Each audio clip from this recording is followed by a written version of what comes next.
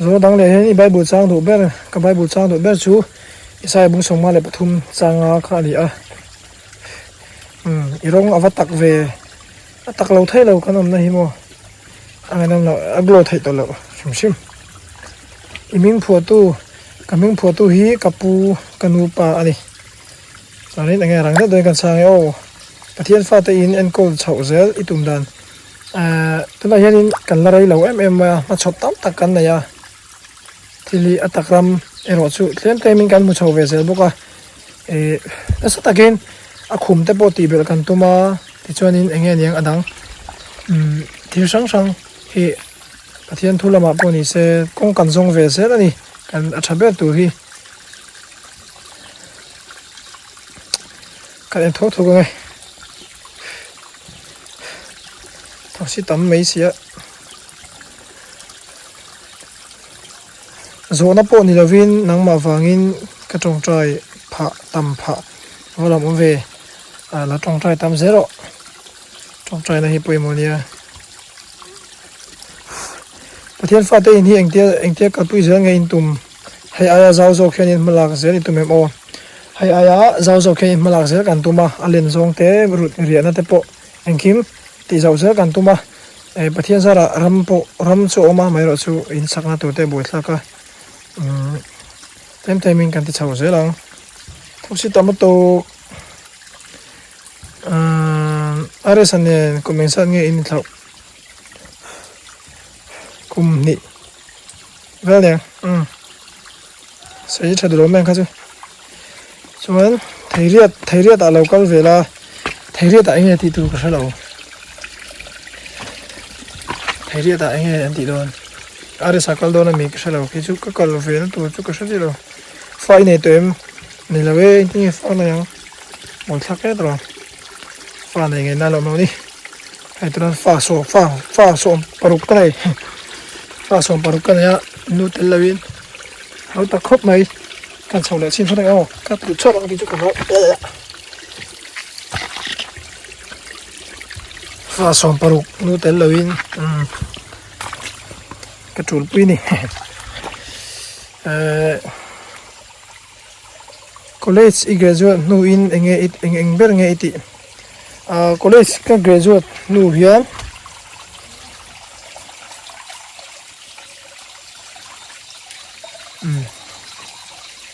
college ka graduate nu hian in om sia chuan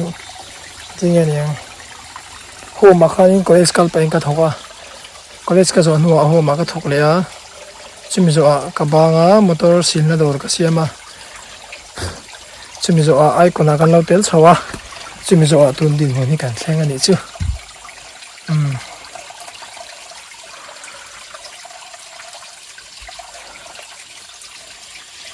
sitam hai helai tunan lak na ni ai helai regla ya hen khop ve tai la tam thayang da ting turin ti chuanin pipe chau thin tai la he din hilai lo khi kan fil khania ase ka shana le hai lo ti ma sa te bon zo ma anting yan ti don ni takina zona chan na le a chuan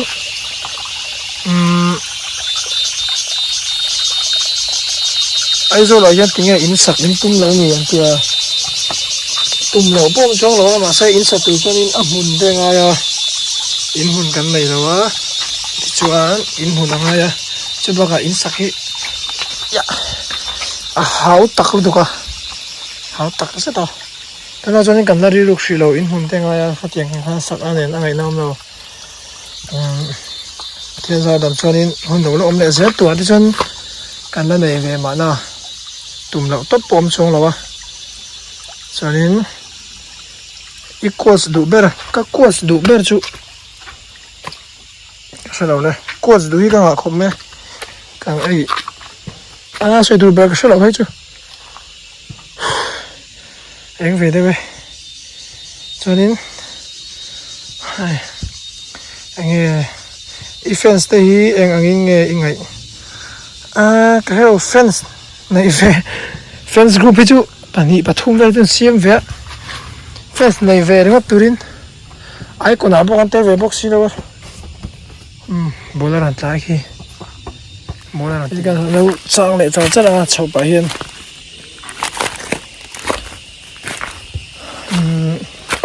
ở đây sẽ đi đuổi alu mét cột tiền tia nha mà nhớ là sợi đàn cho nên mẹ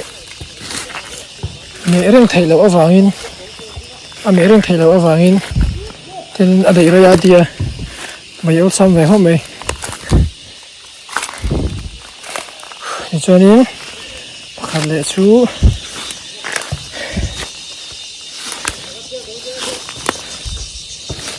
nu nào hiền tụi nghe close bear tia close bear cái này lên rồi cái close vậy cả ở đây sang này nó có cho in căn luôn là đun nó sẽ vàng khan cái nấm đun nó sa hạt lạc tụ sau này sau cái nấm nani à hạt lạc tụ cứ rồi hiện in patient in sao này anh nghe in rồi truyền cái rồi truyền hi soi vết thấy bao nhiêu đâu á cái là hiện in patient hi sống bằng cái đó mà cần phu ra đi chứ bằng cái đó mà cần phần phu là cái tiếng cho cái điện mới à cái là trong trai bùi về phẫu rồi nè sau với bố làm biếng à ông nào theo học bộ ai ha đây nên thình lạc cái này à anh phải lấy lúc anh xin nghe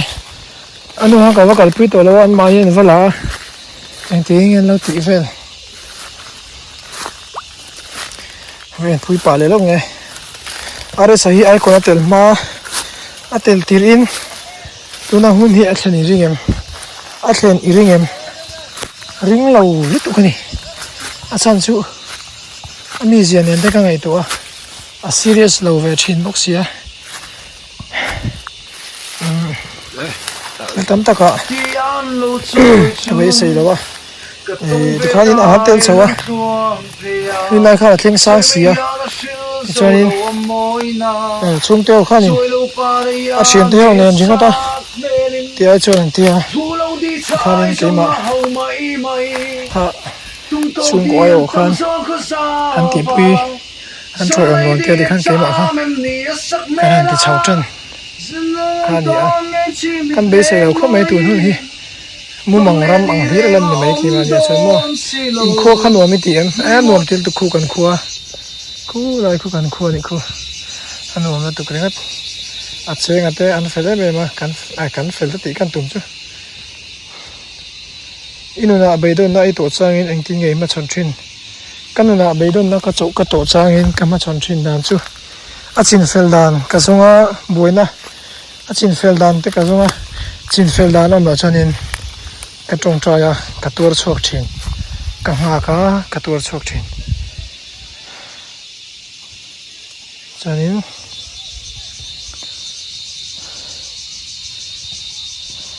speaker ni hi nuôi mi tiệm speaker pok anh ti về đâu achan chu speaker ti an mình ăn đã tổ chín hi chu người sản nó tắc mi bon tắc em mi china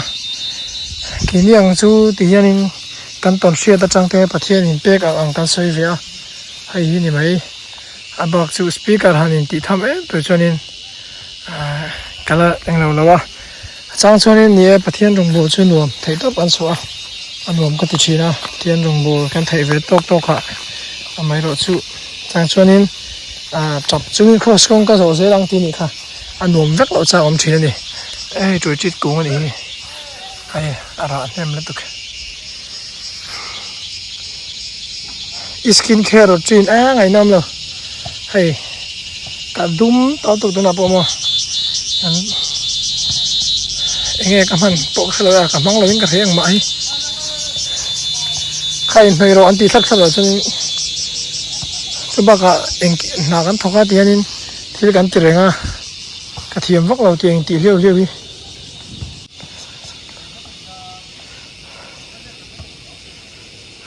pisga khan kan lo mu cha pisga khan mi pani ngo te mi lo mu ni ya pisga khan in bike ka sem tira no belo ni cho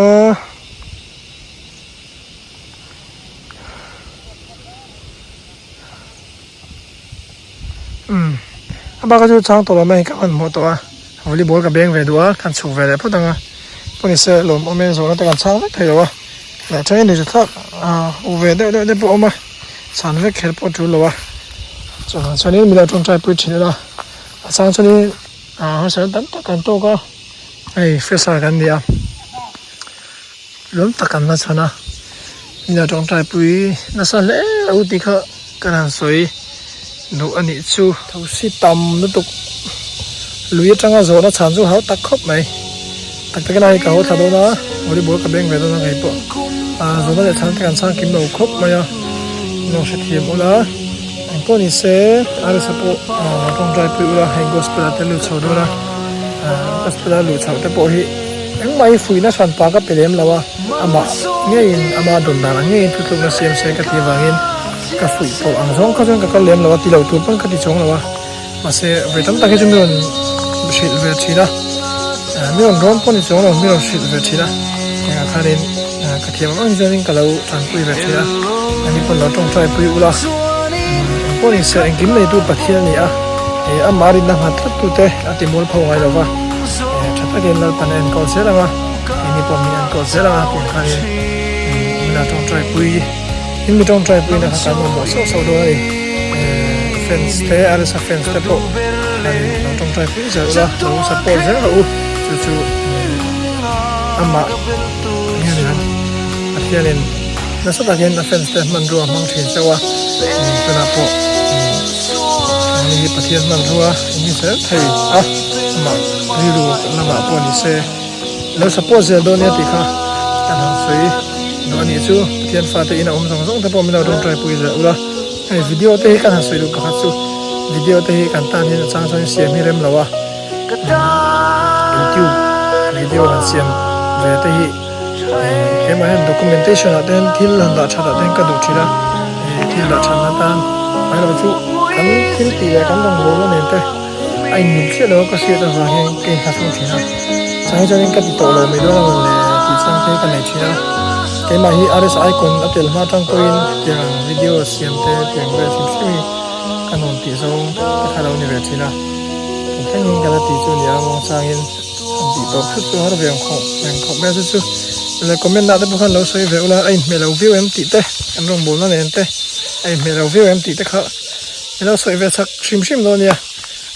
ไงดานเล่นสบายอินบายบายมองชอบเวก